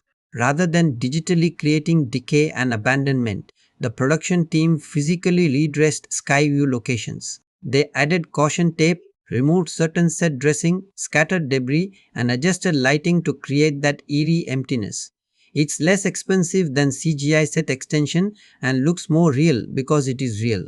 When characters walk through these spaces, they are walking through physical environments that exist in 3 dimensions, which means camera movement and actor interaction feel grounded. The practical approach extends to stunts and stunt coordination. The skywalk collapse features extensive stunt work, performers falling into rigs, being hit with practical debris, sliding on tilting platforms. Stunt coordinator Kimani Ray Smith choreographed these sequences to maximize practical action. Where CGI is used, it's removing safety equipment and augmenting danger rather than creating action from whole cloth. The difference is tangible. Bodies move with realistic weight and momentum because they're real bodies. Stunt performers, obviously captured on camera. That commitment to practical craft creates something valuable: consistency. When practical and digital effects are mixed thoughtfully, they support each other. The practical work grounds the digital extends the practical. Neither overwhelms the other. Bloodlines achieves that balance better than any franchise entry since the original. The deaths feel possible, elaborate and unlikely, sure, but not cartoonish. They exist in recognizable physical reality, which makes them terrifying rather than merely spectacular. The film's technical approach also shows in smaller moments. Blood doesn't just spray unrealistically. It flows and pools with viscous reality. Glass doesn't just break cleanly. It fragments and scatters with material authenticity. Water doesn't just splash, it floods with weight and volume. These details matter subconsciously. Audiences might not consciously think that blood looks real, but their brains process authenticity versus artificiality. Technical craft at this level serves immersion. Clark's editing, Stohinger's sound design, Schwarm's practical effects, and the VFX team's digital augmentation form a unified approach. Serve the story, honor reality, create visceral experience. That unified technical vision is what separates competent franchise filmmaking from genuinely accomplished craft. Bloodlines earns its critical acclaim through technical excellence that respects both the material and the audience. Let's get to what Bloodlines is actually about beneath the spectacular deaths and franchise mechanics. Because the best horror, even crowd-pleasing, popcorn-friendly horror like Final Destination, operates on thematic levels that resonate beyond immediate scares. This film isn't just asking, how will death kill next? It's asking deeper questions about inheritance, fate, and whether we're defined by the choices of previous generations. The bloodline concept is the thematic core. Stefani isn't randomly targeted, she's paying inherited debt. Her grandmother cheated death 25 years ago, lived a full life, but that borrowed time created obligation that passed to the next generation. It's a literalization of generational trauma, of how our parents' and grandparents' unresolved issues become ours to carry. Stefani didn't ask for this burden. She wasn't even alive when Flight 180 crashed. Yet here she is, running from consequences of decisions she never made. That's deeply resonant, especially for younger audiences who've grown up watching previous generations' choices. Environmental, economic, political shape their futures in ways they can't control. Bloodlines taps into that anxiety, the feeling that you're starting the race already behind. already indebted, already marked by forces beyond your influence. Death's design becomes metaphor for inherited obligation. But the film doesn't stop at fatalism. Stefani's arc is about claiming agency within inherited circumstance. She can't erase the bloodline connection, can't pretend her grandmother's choices don't affect her. What she can do is choose how to engage with that reality. When she returns to Skyview and offers herself on her own terms, she's not surrendering to fate, she's negotiating with it. She's saying, I acknowledge the debt, but I determine the payment method. That's philosophically sophisticated for a franchise built on elaborate death sequences. The film argues that fate or death or generational obligation has power, yes, but individuals retain choice about how to meet it. Stefani's grandmother ran for 25 years before accepting her fate. Stefani chooses acceptance immediately but demands terms, different approaches to the same inevitability. The film doesn't judge either. It simply shows that how you face the inevitable matters as much as the inevitability itself. Tyler and Rhea's role in this framework is equally important. They are not blood relatives, not part of Stefani's inherited curse. Yet death targets them anyway because they survived the skywalk.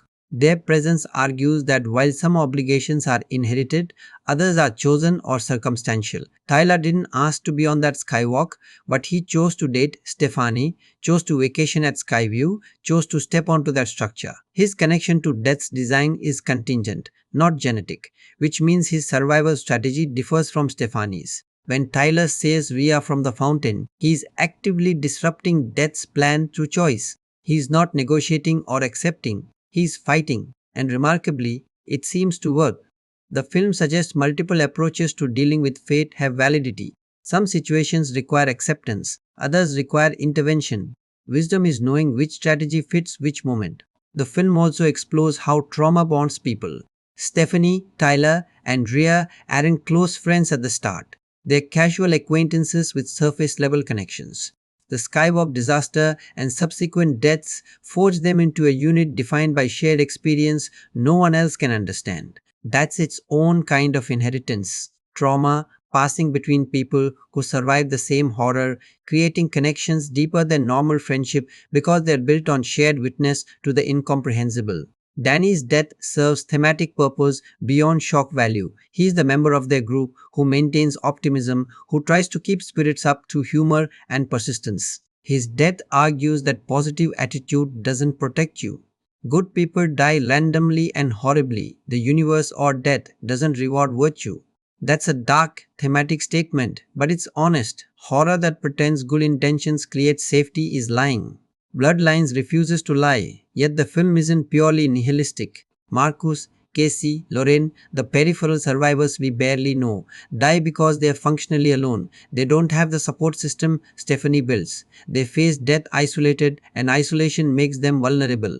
The film suggests community might not prevent death, but it changes how you face it. Stefani survives, at least through the film's runtime, not because she is special, but because she has people willing to stand with her. That's thematically hopeful. Connection matters even when outcomes remain uncertain. The Skyview Resort itself functions as thematic space. It promises escape, luxury, safety, all the things money and planning supposedly guarantee. The resort's marketing probably claimed it was a place where worries disappear or some similar nonsense. Then the skywalk collapses and everything beneath the luxury veneer, structural shortcuts, maintenance deferrals, profit over safety gets exposed. The resort is late capitalism as horror setting, beautiful surfaces hiding compromised foundations. When Stefani returns in the final act to face death directly, she is literally confronting the place where promises of safety reveal themselves as lies. Now, Tony Todd, his presence carries thematic and emotional weight that transcends character function. William Broodworth has always been the franchise's mysterious guide, part Charon-faring souls, part cryptic oracle, part death-zone documentarian. Todd played him with bemused detachment, like someone who's seen this play out countless times and finds humanity's desperate survival attempts both touching and futile. In Bloodlines, his final performance, that detachment feels earned. This is his farewell to a character he embodied across 25 years and multiple franchise entries. The film's dedication to Todd's memory appears in the closing credits, simple and respectful. It doesn't overstate or melodramatize, just acknowledges that Tony Todd was essential to Final Destination's identity and his absence leaves a void. For fans who grew up with these films, that dedication hits emotionally. Bloodworth won't appear in future installments unless they recast, which seems unlikely and inappropriate, which means the franchise loses its mythological anchor. But Todd's final performance gives the character a graceful exit. Bloodworth's advice to Stefani about accepting death's design while choosing how to engage with it reads as the character's thesis statement. After decades of watching people run, hide, and scheme against death, Bloodworth finally articulates what he's learned. Inevitability and agency can coexist. That wisdom feels like Todd himself offering perspective on mortality, on the career that defined him for horror fans, on knowing this was his last time inhabiting this character. It's metatextual in the best way, fiction and reality enriching each other. The franchise future looks remarkably bright post Bloodlines. That $306 million box office on a $30-50 million budget is the kind of return that makes studios greenlight sequels immediately. Warner Bros. Announced the next installment by August 2025, just 3 months after release. That's confidence. They're not waiting to see if this was a fluke. They're treating Bloodlines as franchise renaissance. And honestly, they're right to. Bloodlines solved Final Destination's core problem. How do you keep the formula fresh without abandoning what made it work originally? The answer turned out to be deepen the mythology while upgrading the craft. The Bloodline concept gives the franchise new narrative territory to explore. Are there other families with generational death debt? Can descendants of different Flight 180 survivors interact? Does breaking one family's curse affect others? Those questions offer multiple films worth of storytelling without retreading the same ground. The announced sequel can go anywhere, follow Stefani's continued story, jump to different Bloodline survivors, explore international disasters with their own death's designs. The mythology expands without contradicting what came before. That's franchise building done right. The critical reception, that 94% Rotten Tomatoes score matters because it positions Final Destination as more than guilty pleasure horror. Critics acknowledged Bloodlines as genuinely well-crafted filmmaking that happens to be about spectacular deaths. That mainstream respect helps the franchise escape the disposable horror sequel ghetto. It's now acceptable to admit you enjoyed a Final Destination movie because the film earns respect through technical accomplishment and thematic coherence. What makes Bloodlines succeed where other franchise revivals stumble? It respects its own premise. The film doesn't wink at the camera or apologize for being what it is. There's no meta-commentary mocking previous installments, no gritty reboot that abandons the core concept, no half-hearted attempt to elevate the material by stripping out what made it fun. Lipovsky and Stein embrace Final Destination's essence, anxiety horror built on elaborate death sequences, and simply executed it better than it's been executed before. That's the lesson here. Audiences don't want franchises to apologize for themselves or radically reinvent. They want franchises to deliver their core appeal with upgraded craft. Bloodlines understands its job is creating tension through environmental danger and releasing that tension through spectacular payoffs. It does that job with technical precision, strong performances, and just enough thematic depth to reward viewers looking for substance. The film also benefits from 2025's theatrical landscape. After years of horror films prioritizing streaming releases, audiences were hungry for theatrical horror experiences designed for communal viewing. Final Destination is perfect date night, friend group, audience participation horror. You want to see these deaths on the biggest screen possible, surrounded by people gasping and screaming with you. Bloodlines delivered that experience when audiences wanted it most. Timing matters. The IMAX presentation specifically, a franchise first signaled ambition and respect for the material. Warner Bros. Didn't just dump this into theaters, they positioned it as an event worth premium ticket prices. That positioning attracted audiences who might have skipped a generic horror sequel but showed up for an IMAX experience. Smart marketing met smart filmmaking, and both benefited. Looking at Bloodlines in the context of 2025 horror, it stands out for rejecting prestige horror trends. There's no elevated art house aesthetic, no slow burn dread across 2-hour runtimes, no metaphor-heavy ambiguity. It's unpretentious crowd-pleaser horror that happens to be exceptionally well made. In a year dominated by either A24 style elevator horror or low-budget Blumhouse jump scare machines, Bloodlines carved out middle ground, studio-backed, technically accomplished, accessible horror with genuine craft behind it. That approach feels almost revolutionary now. Mainstream horror spent the late 2010s and early 2020s either chasing Hereditary's prestige or Paranormal Activity's low-budget model. Few films occupied the space. Bloodlines does. Mid-budget, effects-heavy, narratively straightforward, but technically excellent. The film proved there's massive audience appetite for that exact combination. Final thoughts. Bloodlines works because everyone involved, directors, writers, cast, crew committed fully to the premise without irony or apology. They made a Final Destination movie that honors franchise tradition while upgrading execution. They created elaborate death sequences that feel tactile and possible. They grounded supernatural premise in relatable character dynamics. They explored thematic depth without sacrificing entertainment value. They honored Tony Todd's legacy while building foundation for franchise future. Most importantly, they made a film that's genuinely fun to watch while being legitimately well crafted. That balance, delivering crowd-pleasing thrills through artistic accomplishment, is vanishingly rare. Horror franchises usually decay over time, each sequel cheaper and lazier than the last. Bloodlines reverses that trajectory, delivering the best franchise entry since the original by simply caring about craft and respecting audiences. That's why it earned 316 million worldwide. That's why critics gave it 94%. That's why Warner Bros. Immediately greenlit a sequel. And that's why, 14 years after the franchise went dormant, Final Destination feels vital again. Bloodlines didn't just revive the series. It proved that smart filmmaking and franchise entertainment aren't mutually exclusive. They're partners when approached with care, skill, and genuine passion for the work. Stefani's story might not be over. Death's design might still have moves to make. But for 100 minutes, Bloodlines delivers everything a franchise film should. Thrills, craft, emotion, and the foundation for futures yet unwritten. That's not just successful franchise filmmaking. That's filmmaking, period.